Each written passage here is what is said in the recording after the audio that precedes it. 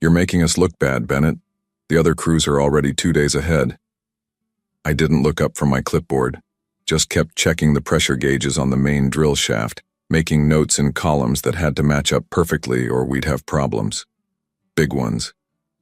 My name's Cal Bennett, 48 years old with 22 of those spent on offshore rigs in the Gulf of Mexico. I was the senior safety inspector for Ravencrest Platform 6, 50 miles off the coast of Galveston, the kind of place where mistakes don't just cost money, they cost lives. Chase Darnell stood there in his spotless coveralls, arms crossed, waiting for me to acknowledge him. He'd been our rig supervisor for exactly 3 weeks. Young guy, maybe 35. The Houston office sent him out with buzzwords like production efficiency and operational streamlining. I'd seen his type before. These secondary valve assemblies are showing irregular pressure patterns, I said, still not looking up. Need to run a full diagnostic before the night crew takes over. Jesus Christ, Chase muttered. That'll take 4 hours, we're already behind schedule. Yep. He stepped closer, lowering his voice even though the thundering machinery around us would have drowned out a shotgun blast. Look, I get that you're the old hand here, but corporate's breathing down my neck about output. We need to be pumping, not checking and rechecking equipment that was serviced last month. I finally looked up at him. His clean-shaven face was already developing the weathered look that the salt air gives you out here. But his eyes still had that mainland gleam, someone who thought of this rig as numbers on a spreadsheet, not as the metal island where 16 men slept at night. The primary coupling's showing wear patterns it shouldn't have after just 4 weeks, I said. Either the replacement parts aren't up to spec, or someone's been pushing the system past tolerances when I'm off shift. Or maybe the equipment's fine and you're being overly cautious, Chase said. I've been going through your logs. You file more safety reports than the other 3 platforms combined. I tucked my clipboard under my arm. That so? Yeah, that's so. And I've got to wonder if that's because this rig has more problems or because you're creating paperwork to justify your position. I just nodded, like I was considering his words carefully. But something in my gut tightened.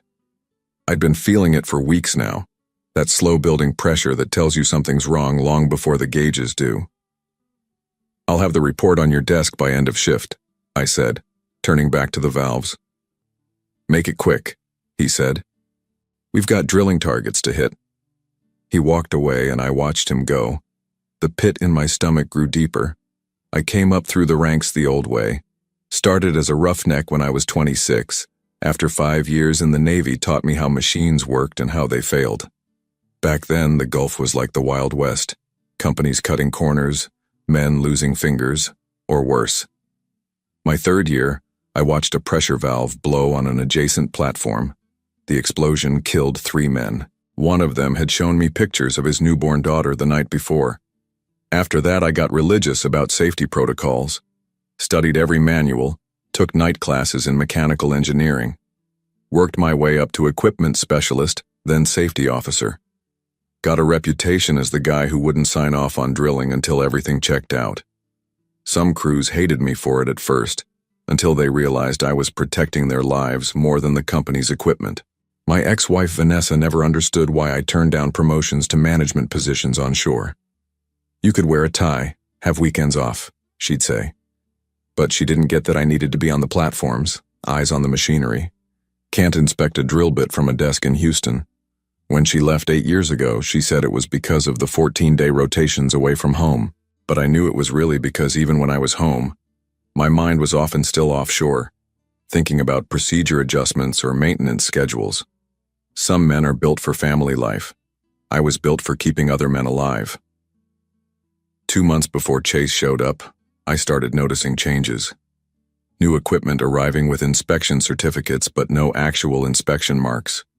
Maintenance logs with signatures but no detailed notes. Supply orders getting altered after I submitted them, cheaper parts substituted. I brought it up with my old supervisor, Gary Hamilton. Budget cuts, he explained with a grimace. Corporate's squeezing every platform since the price drop last year. These aren't places to cut, I said. We're talking core safety equipment. Gary just shook his head. I've pushed back, Cal. Got nowhere.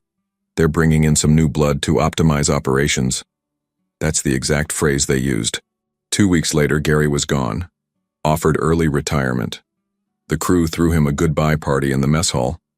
He pulled me aside before boarding the helicopter. "Watch yourself, Cal," he said quietly. "They're looking for people who'll sign off on their changes, not question them."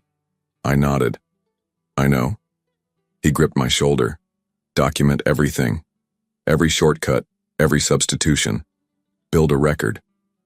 I took his advice to heart, though I didn't yet know how important it would become.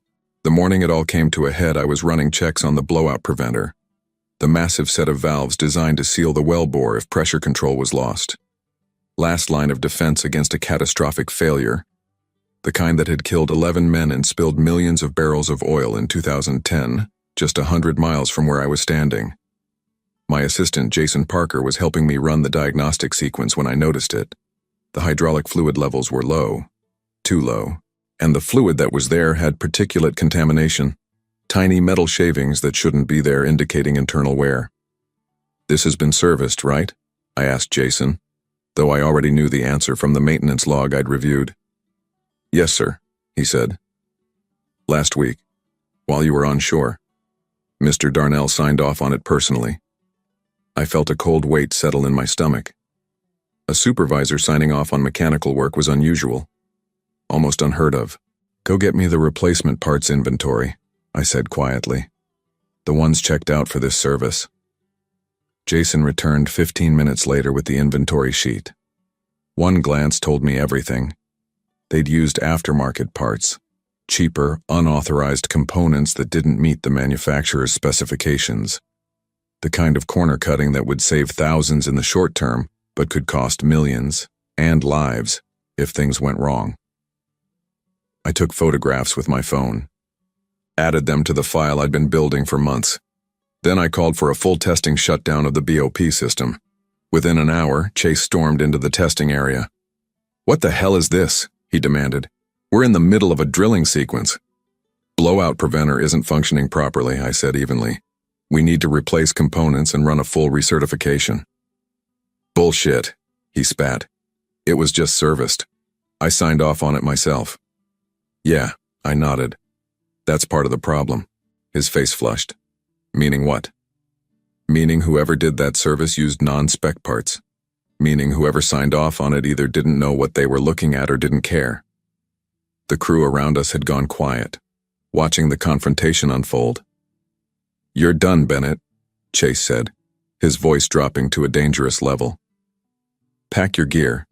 You're on the afternoon helicopter." I didn't argue, didn't raise my voice, just handed the testing equipment to Jason and said, "Full workup. Document everything you find." Chase followed me as I walked toward the accommodation block. "You think you're indispensable because you've been here forever, but you're just expensive and slow. We have schedules to meet, production quotas. Your constant safety paranoia is costing this company money." I stopped and turned to him. "You know what costs money? Funerals, lawsuits, environmental cleanup." He jabbed a finger at my chest. "You're fired. For insubordination and disrupting operations. No severance." I just nodded, then continued to my quarters to pack. As I stuffed clothes into my duffel bag, I felt strangely calm. This confrontation had been coming since the day Chase arrived. I'd seen the pattern, understood what was happening. Corporate was pushing for faster drilling, more production, higher profits. And Chase was their hammer, breaking anything that got in the way, including safety protocols. But they'd made a critical mistake. They thought I was just a stubborn old-timer standing in the way of progress. They had no idea what I'd been doing for the past 8 months. The helicopter ride back to Galveston was loud, the way it always is. But for the first time in years, my mind wasn't filled with work thoughts, pressure readings, maintenance schedules, crew rotations. Instead, I was thinking about next steps. My apartment felt empty when I got home. Dusty. I'd been on a 21-day extended rotation, covering for another inspector who'd broken his leg. 3 weeks on the platform, and now suddenly, nothing. No job to return to after my 7 days off. I showered, ordered a pizza, and opened my laptop. First, I backed up all the photos, documents, and notes I'd collected over the past months to an external drive.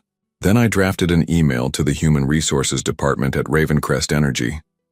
This letter serves as a formal complaint regarding unsafe working conditions and deliberate safety violations on Platform 6. I have documented numerous instances where critical equipment has been improperly maintained, safety protocols have been circumvented, and legitimate concerns have been dismissed. I attached 20 pages of documentation with dates, specific violations, and photographic evidence. Then I hit send and went to bed. 3 days passed before I got a response.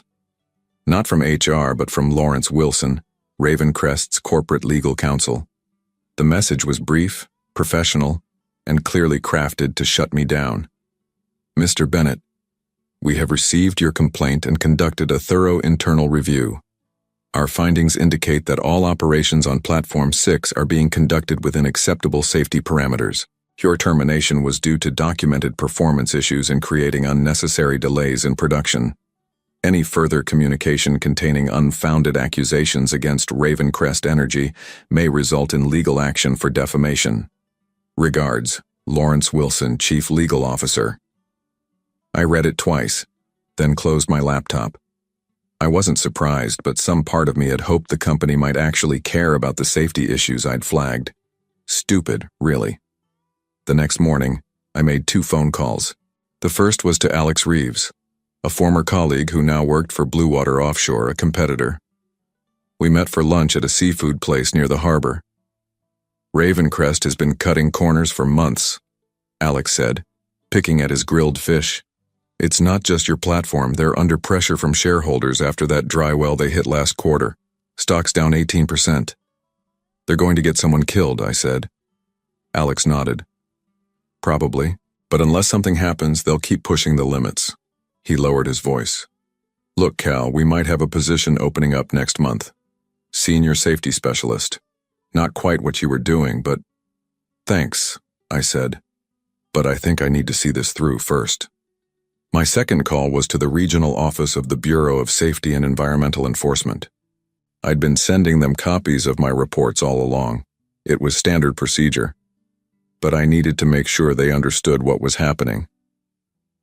The woman who answered listened politely, then transferred me to her supervisor, who listened for about 30 seconds before cutting me off. Mr. Bennett, I appreciate your concern, but we don't investigate platforms based on the complaints of recently terminated employees without substantial evidence. I have the evidence, I said. 8 months of documentation. We receive hundreds of complaints every year, he said. Most turn out to be disgruntled workers or internal disputes. We have scheduled inspections. If there are issues on Platform 6, they'll be identified. By then it could be too late, I said. I understand your frustration, but we have procedures to follow. Good day, Mr. Bennett. The line went dead. I sat there holding the phone, feeling the weight of what I was up against. A corporation with billions on the line. Government agencies with limited resources and mountains of bureaucracy. And me. Just one man with a file full of violations that nobody wanted to see. Until they had to. 2 weeks after my firing, I was still working through my options when Jason Parker called. It was his first time off the rig since I'd left. Cal? He said, his voice low, even though he was surely calling from land. Things are bad out there. We met at a diner far from the usual industry hangouts. Jason looked tired, with dark circles under his eyes. He glanced around before sliding a USB drive across the table. They've ramped up production by 30%, he said, working the drill motors at max capacity 24/7. The vibration is causing microfractures in the secondary containment systems. I pocketed the drive. Chase knows? Jason nodded. He says it's within operational parameters. But Cal... He leaned forward. Last week we had a pressure spike that nearly triggered an emergency shutdown. Instead of investigating the cause, Chase had the alarm sensitivity reduced. My jaw tightened. Is anyone else speaking up? Nobody who wants to keep their job. Jason stared into his coffee. There's something else. I was in Chase's office dropping off reports and his computer was open. There was an email from someone at corporate, detailed instructions about what maintenance to skip, what inspections to fast-track. This isn't just Chase, it's coming from headquarters. That night I reviewed the files Jason had given me. Equipment logs, pressure readings, inspection reports with forged signatures. But the most damning was a video he'd secretly recorded of Chase instructing the night crew to bypass a safety valve during a high-pressure drilling operation, a direct violation of federal regulations that could result in criminal charges. I couldn't go back to the BSEE with just my word against Ravencrest. But with this new evidence, especially the video, I had something concrete. Something they couldn't ignore. The next morning, I drove to New Orleans to the regional headquarters of the BSEE. I'd called ahead and arranged a meeting with Diana Foster, a senior enforcement officer. Unlike the supervisor I'd spoken to earlier, she examined every document, watched the video twice, and took extensive notes. "This is extremely concerning, Mr. Bennett," she said finally, "especially given Ravencrest's safety history." "Their safety history?" She eyed me carefully, then turned her computer screen so I could see it. It showed an internal BSEE database with Ravencrest Energy's compliance record. There were dozens of violations over the past 3 years, most with minimal fines paid, none made public. "They've been on our watch list," Diana explained. "But they're careful. They spread the violations across different platforms, different divisions. Never enough in one place to trigger a full investigation," where she scrolled down to Platform 6. "Until now, perhaps." I stared at the screen, feeling a cold anger build inside me. This wasn't just about cutting corners to save money. This was systematic, calculated. They knew exactly how far they could push before facing serious consequences, and they'd been dancing on that line for years. "They fired me for doing my job," I said quietly, "for trying to keep people safe." Diana closed the database and folded her hands. "Mr. Bennett, I want to be clear about something. If we pursue this, Ravencrest will fight back hard. They have teams of lawyers and deep pockets. They'll try to discredit you, paint you as disgruntled, incompetent, maybe even suggest you tampered with evidence." I met her gaze. "I've got nothing to hide. 22 years in the industry, clean record." She nodded. "Good, because I'm going to need you to go on record. Formal statements, possibly testimony if it goes that far. Whatever it takes," I said. "There's a process to this," she warned. "We can't just shut them down tomorrow." "I understand, but those men on that platform, they're running out of time." For the next 3 weeks, I worked closely with Diana Foster and her team at the BSEE. I walked them through every piece of evidence, explained the technical details of each violation, and helped them understand the cumulative risk that was building on Platform 6. Meanwhile, I stayed in touch with Jason, who kept sending updates from the rig. Things were getting worse. They'd had 2 more near misses with the pressure systems, and Chase was pushing them to drill even faster, taking shortcuts that left the crew increasingly nervous. "Half the guys want to request transfers," Jason told me during one of our calls. "But they're afraid of being blacklisted." "Tell them to document everything," I said, "and be ready." Diana had explained the process to me. First, they'd conduct an unannounced inspection, but it would be limited in scope, focused on routine compliance. Based on what they found, they could justifiably expand into a comprehensive review. "We need to make sure our case is bulletproof," she said. "These companies have fought us in court before and won when we've overstepped." I understood the bureaucratic dance, but it was hard to be patient knowing what was happening out there. Then Diana called with news. "We've scheduled the initial inspection for next Tuesday," she said. "But there's a complication. Someone from Ravencrest's legal team reached out to our director. They know something's coming." "They'll hide the evidence," I said immediately. "Probably," she agreed, "which is why we need to adjust our approach. I'm sending a regulatory specialist who's also a certified mechanical engineer, someone who can spot problems even if they've been temporarily patched up." The day before the inspection, I couldn't sleep. I paced my apartment, checked my phone constantly for updates from Jason. Around midnight, he texted, "Chase has everyone working overtime cleaning up, not fixing anything, just hiding problems." I forwarded the message to Diana, who responded immediately. Expected. Our team is prepared. The inspection team flew out to Platform 6 early Tuesday morning. By procedure, I wasn't allowed to join them or have direct contact during the inspection, so I waited in Diana's office reviewing documentation and preparing for whatever they found. Hours passed. The team was supposed to return by 3 p.m., but at 4:30, there was still no word. My phone buzzed, a text from an unknown number. BOP failed test. Inspector extending review. Chase going ballistic. Had to be from Jason or someone else on the crew. I showed Diana, who nodded grimly. That's Anthony's focus area, blowout preventers. If he's extending the review, he found something significant. At 6:12 p.m., Diana's phone rang. She listened for several minutes, asking occasional questions, while I tried to interpret her expression. When she hung up, she looked at me with grim satisfaction. They found enough for a Level 3 review. Multiple serious violations, including the compromised BOP system you flagged. Anthony said it would have failed catastrophically under genuine emergency conditions. What happens now? We're shutting down drilling operations as of tomorrow morning, she said. Full regulatory intervention. Every system will be inspected, every maintenance log reviewed, every part tested. I let out a long breath. And Chase? Anthony said he was belligerent during the inspection, tried to prevent them from testing certain systems, claimed they were recently certified. That behavior alone triggers additional scrutiny. She gathered her papers. This is just the beginning, Cal. Once we start digging, I expect we'll find much more. I nodded, feeling both vindication and a strange emptiness. The fight wasn't over. It was just moving into a new phase. But for the first time in months, I felt like I'd done what I was supposed to do, what I was trained to do. Protect the men on that rig, even when nobody else would. The full regulatory intervention lasted 4 weeks. Every day brought new revelations, falsified maintenance records, substandard replacement parts, disabled alarms, unauthorized modifications to critical safety systems. The BSEE inspectors found over 78 serious violations, more than they'd ever documented on a single platform. I was called in repeatedly to provide context and technical expertise.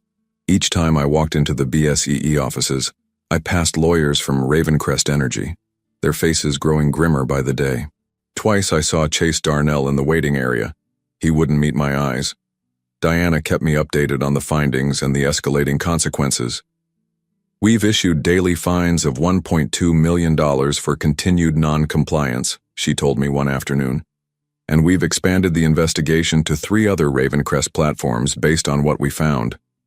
The story hit the industry press first, then national news. Major safety violations shut down Gulf Oil platform. Ravencrest stock plunged as investors panicked about potential liabilities and regulatory actions across their operations. Then came the day of the formal hearing. The Department of the Interior had convened a special panel to review the BSEE's findings and determine final penalties. The room was packed with government officials, industry representatives, and media. I sat quietly in the back, watching as Diana and her team presented their evidence. Projection screens showed the deteriorated equipment, the bypassed safety systems, the falsified documentation. Then they played Jason's video of Chase explicitly instructing the crew to ignore safety protocols. The chairman of the panel asked, "Where did this video come from?" Diana looked back at me, then answered, "A crew member who was concerned about safety violations, one of several who have provided evidence." Chase, sitting with the Ravencrest legal team, turned and finally saw me. The blood drained from his face as understanding dawned. He whispered urgently to the lawyer beside him, who just shook his head. Too late. Much too late. The panel's decision was unanimous. Maximum penalties on all violations, mandatory supervised reconstruction of all safety systems, and a criminal referral for the most egregious breaches of federal safety regulations. Ravencrest Platform 6 would remain shut down indefinitely. 3 months after the hearing, I stood on the deck of the Blue Water Horizon platform, watching a helicopter approach through the morning haze. The rotors kicked up spray as it descended onto the helipad, and a group of men in bright safety vests ducked out beneath the blades. New trainees for our safety program. My program. After the Ravencrest incident made headlines, job offers had come in from across the industry. But Alex Reeves at Bluewater had made the most interesting proposal: build a new safety compliance division from the ground up, with me as director. Total authority over inspection protocols, maintenance standards, and training. The industry's spooked, Alex had said. Nobody wants to be the next Ravencrest. We're turning safety from a cost center into a selling point with clients and regulators. I'd taken the job on one condition: I could bring in my own team. Jason Parker was my first hire, followed by 4 other crew members from Platform 6 who'd been quietly supporting my documentation efforts all along. The trainees gathered in the orientation room, and I stepped to the front. No PowerPoint, no fancy presentation, just hard-earned knowledge. My name's Cal Bennett. For 22 years I've worked these platforms, seen good operations and bad ones. The difference isn't usually equipment or technology. It's people willing to speak up when something's not right. I saw recognition dawn on a few faces. They'd heard about Ravencrest, about the whistleblower who'd brought down a corner-cutting operation. Chase Darnell got 8 months in a minimum security prison, I continued. Ravencrest Energy paid over $200 million in fines and still hasn't reopened Platform 6. All because they thought safety protocols were just red tape. I looked at each of them in turn. Out here, there are no small mistakes. You're the last line of defense. For yourselves, for your crew, for the Gulf. Never forget that. As I spoke, I felt a weight lift that I hadn't even realized I'd been carrying. Not the burden of responsibility. I'd carry that willingly for the rest of my career. But the weight of fighting alone. Now I had a crew, a mission, and the authority to make it matter.